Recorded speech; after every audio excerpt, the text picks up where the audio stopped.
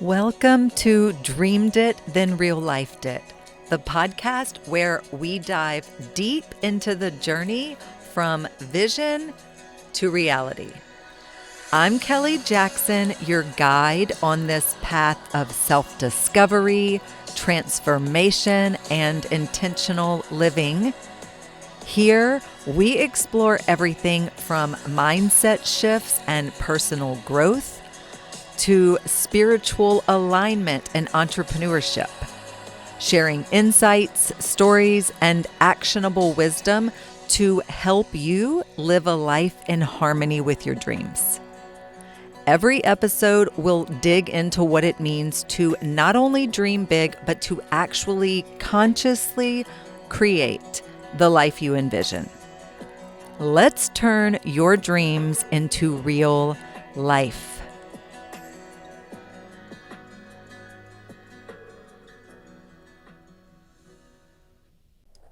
Hello, welcome back to the show. I was sitting in traffic the other day when this came to me. So there was a student driver that was like right there next to me. I know y'all have seen the cars where they put the student driver stickers. And my mind, I've seen these things a million times. I even had a daughter that went through driver's ed, but it was like this specific day, this realization hit. So it's interesting how differently people respond once they see one, okay? Suddenly there's more patience, there's more grace, there's more awareness, and people interpret mistakes through the lens of learning instead of incompetence. And this is what it made me realize. Emotionally, a lot of adults are still student drivers, but adulthood removes the visible sticker. So everybody's out here expecting emotional mastery from people who have never actually been taught emotional skills in the first place. Okay, this is what I want to talk about today. Adulthood assumes competency. So one of the strangest things about adulthood is that people assume age automatically equals emotional skill. That's not the case. And when we expect emotional mastery automatically, well, we're in for a rude awakening, so to speak. Once someone becomes an adult, there is often this this unspoken assumption that they should already know how to communicate, regulate emotions, maintain relationships, set boundaries, navigate conflict. But guys, many people were never explicitly taught those things, myself included. They inherited patterns and survival strategies and coping mechanisms and emotional environments. That's what they inherited. And age alone does not create emotional intelligence. That's something that has to be taught, learned, okay? So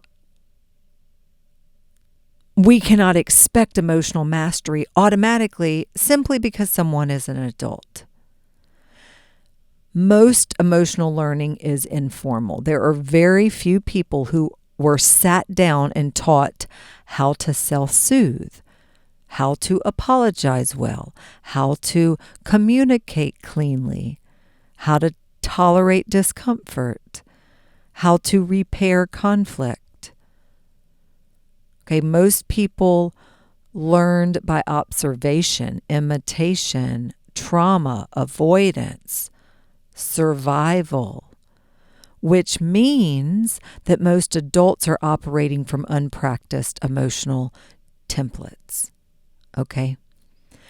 And what's fascinating is that people are often the most ashamed in the exact areas where they have the least experience. Okay, so nobody hides being naturally gifted at something, right? But people do hide where they feel emotionally inexperienced or reactive or insecure or underdeveloped.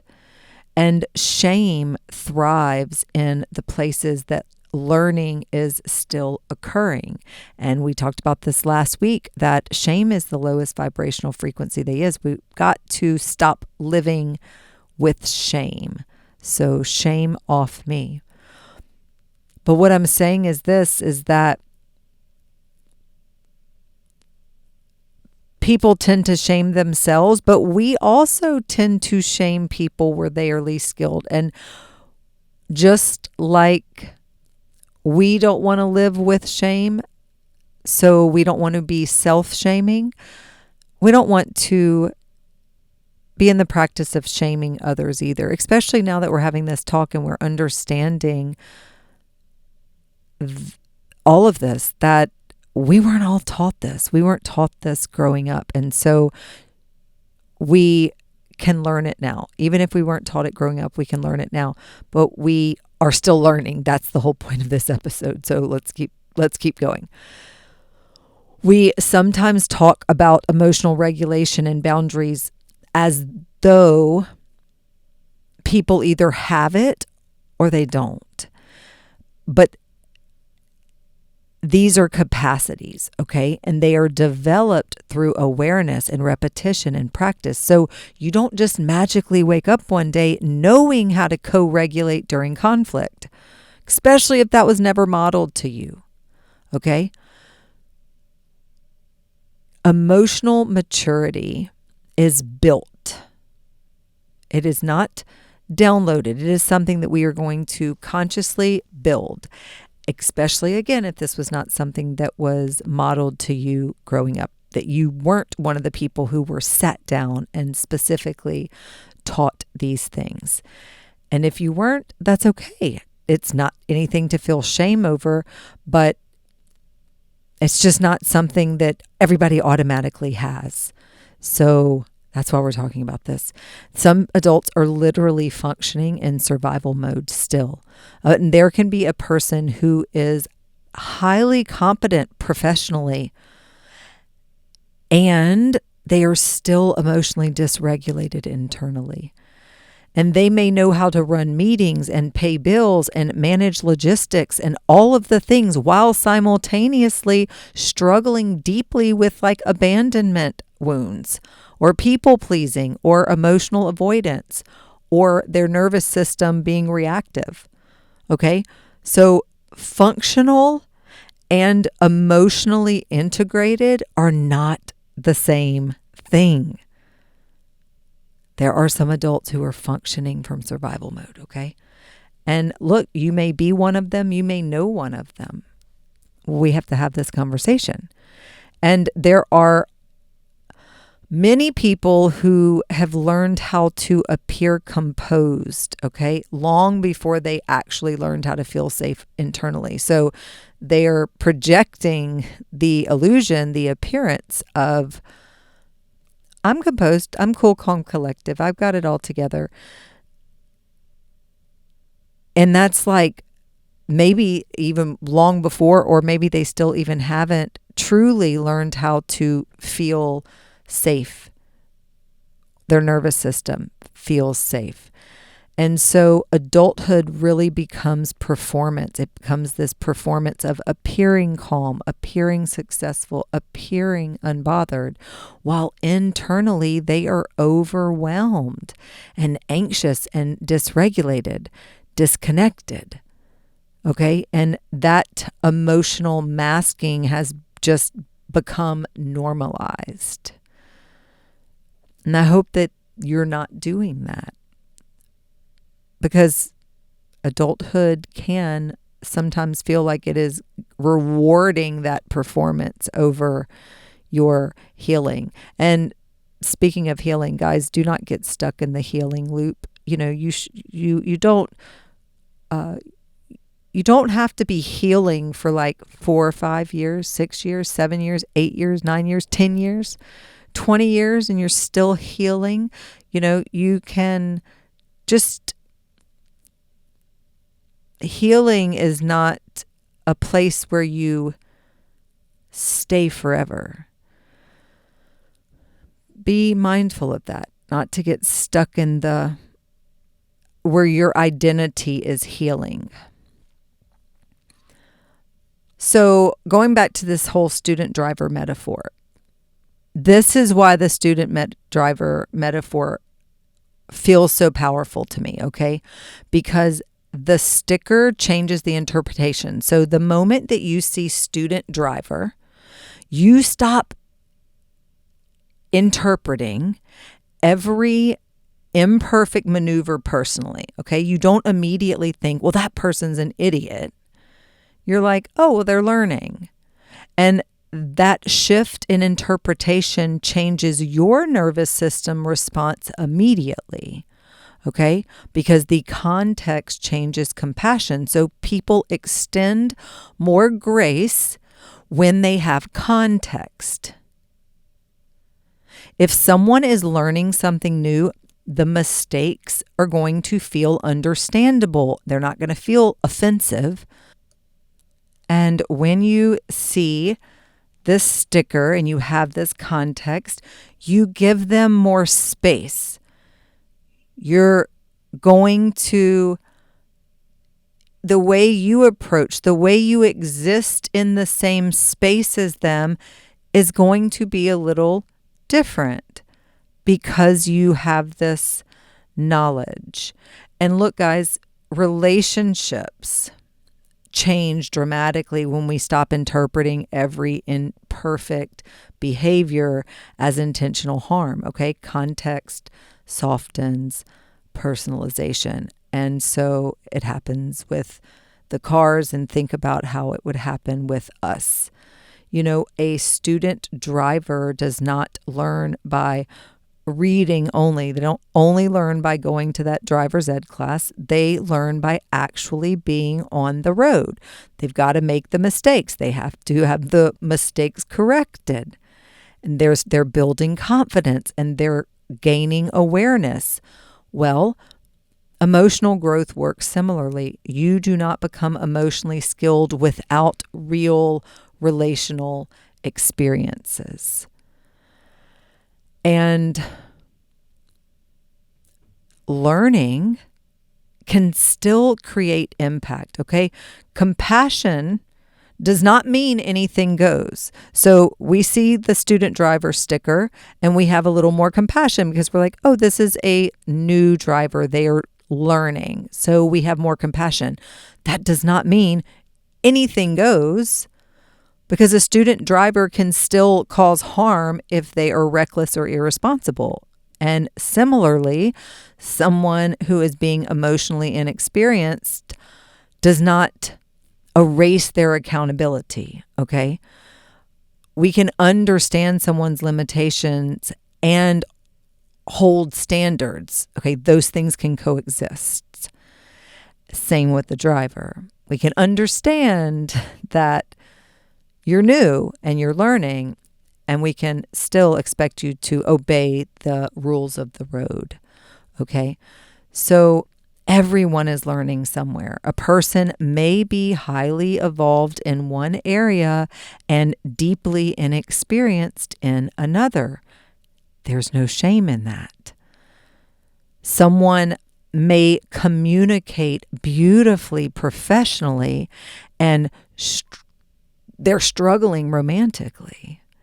And someone may hold boundaries really well at work, but not with their family. Growth is uneven. Growth is non-linear. We hear that all the time, and it's true.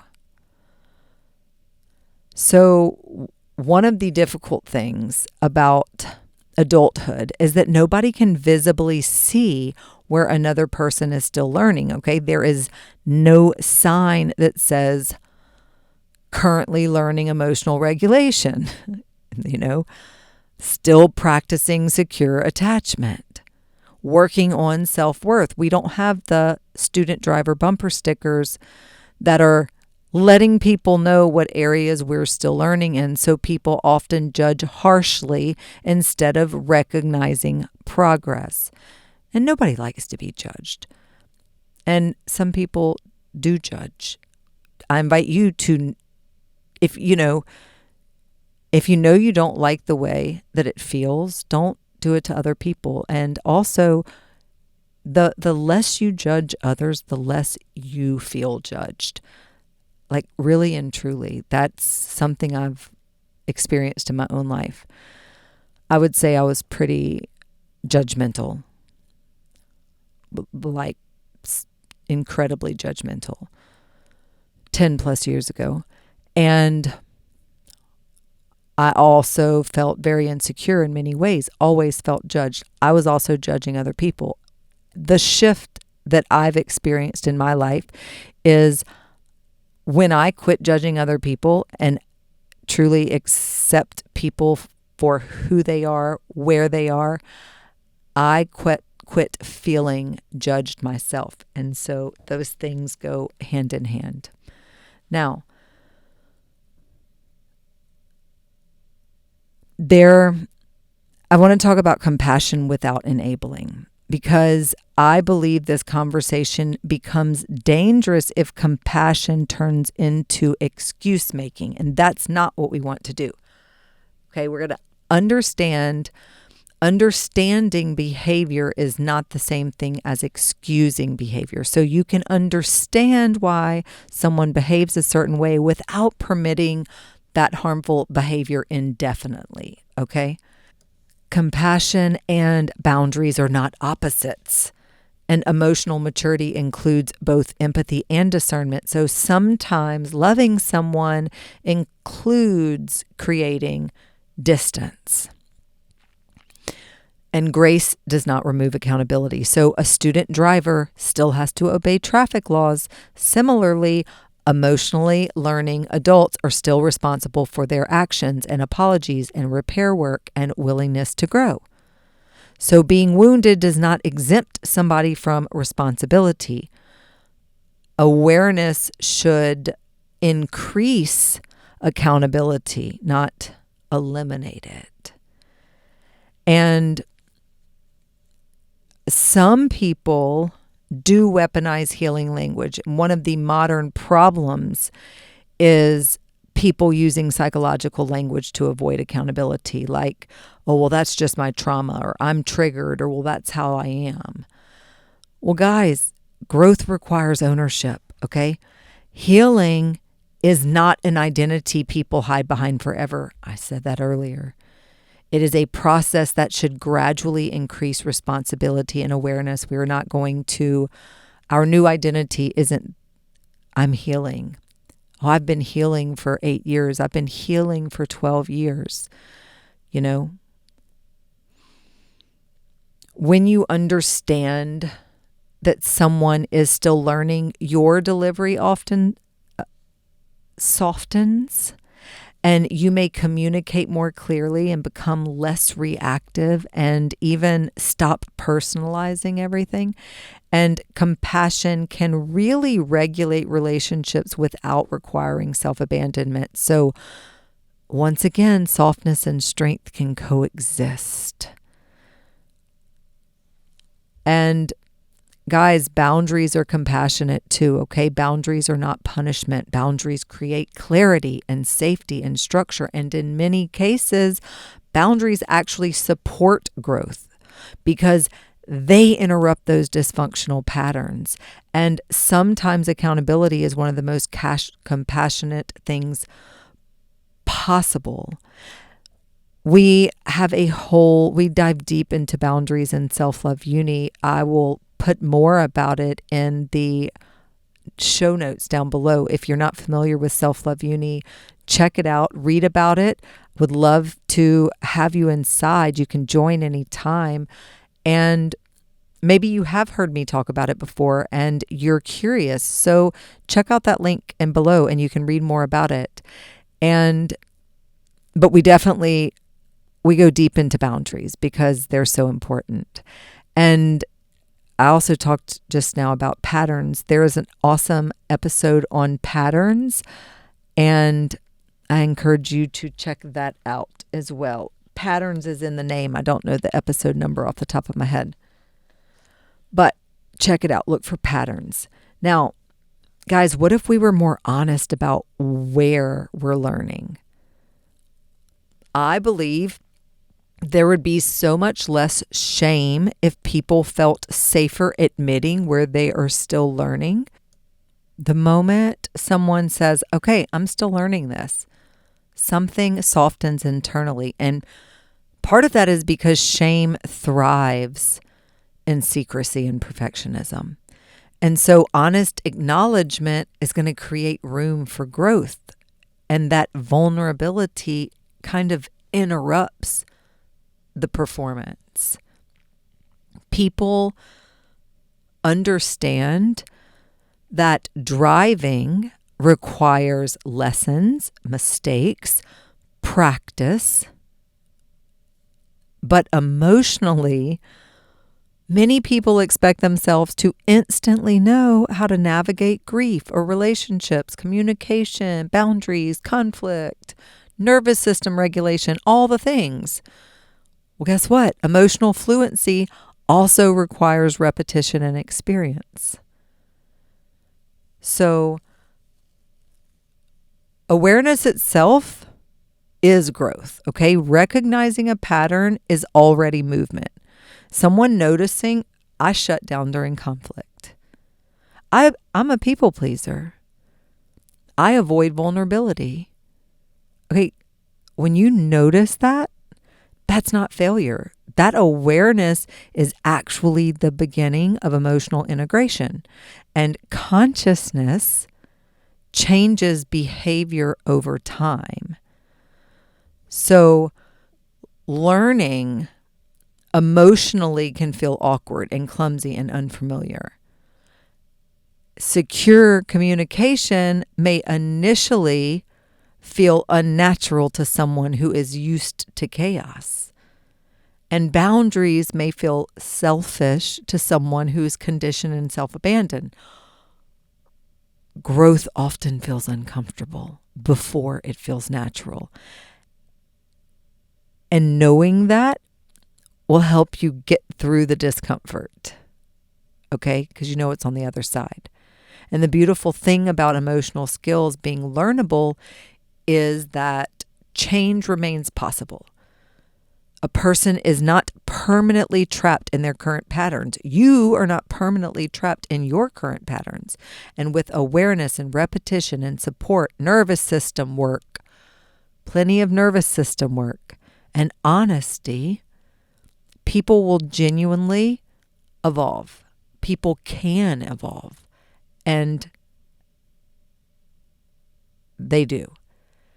And identity becomes more flexible than that shame originally allowed. Because people often improve faster once shame decreases. So use that mantra. Shame off me. Shame off me. Repeat it. Repetition. This is part of nervous system work and support too. Shame off me. You don't have to carry that shame.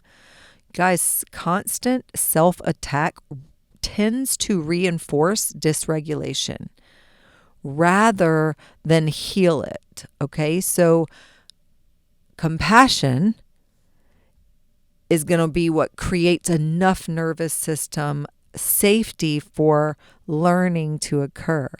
And that internal cruelty is rarely going to produce sustainable transformation. You can't hate yourself into a better situation.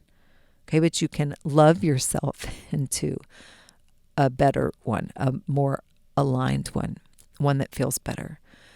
self-compassion is going to accelerate the growth. So part of emotional maturity is realizing that most people are not intentionally trying to crash into each other emotionally. Okay, a lot of people are simply under-practiced, under-aware, dysregulated, unhealed, learning in real time. And we don't have the student driver stickers on us, okay? So everyone doesn't always know what it is that we're learning or we're working on. And maybe compassion is not pretending that the harmful behavior is okay. It's recognizing that growth is often occurring underneath that imperfect behavior. Because again, emotionally, most adults are still student drivers. And our goal is not to pretend like we are out here and we already know everything, because we don't, guys. It's becoming honest enough for us to admit, hey, I'm still learning. And that's okay. No shame. I'm still learning. And to meet each other with compassion. All right. I will see you next week, guys. Bye-bye.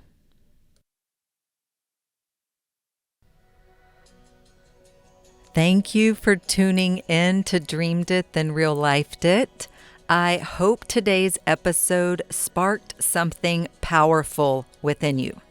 Remember, every step you take towards your vision counts, no matter how small.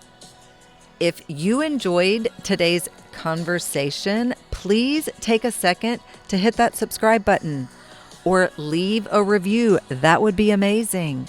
Or share the podcast with someone who's ready to bring their dreams into reality too. And if you're looking to dive deeper, connect with me on social media at Dreamed It, Then Real Lifed It, or at BE_what you want. Or visit dreameditThenRealLifedIt.us for more resources on aligning your life, business, and dreams. Until next time, keep dreaming and keep manifesting your dreams into real life. Love you, friends.